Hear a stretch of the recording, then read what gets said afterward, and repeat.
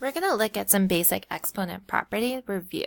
So remember that if our bases are the same, then all of these are true only for exponents. So in each of these cases, our base is 10.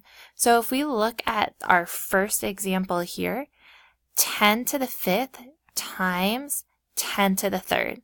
Multiplying tells us to add exponents, so this is the same as saying 10 to the 5 plus 3, which is 10 to the 8th power. So multiplication, we add.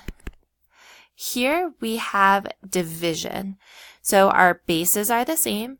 So what we're going to do is subtract our exponent. So this is saying 10 to the 5 minus 3, which would then be 10 to the 2nd power. So again, the division here tells us to subtract.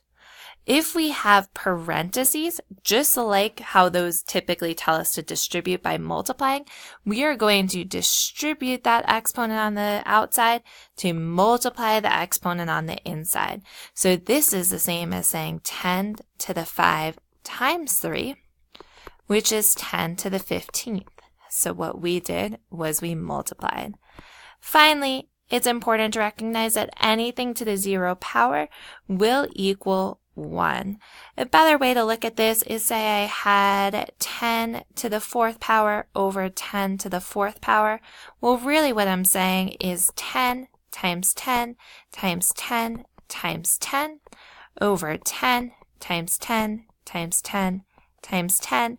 And if I look at this, all of these would cancel out, which is the same as saying 10 to the 4 minus 4, which is 10 to the 0.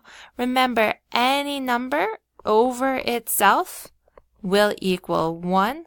So again, another reason why anything to the 0 power will give you 1.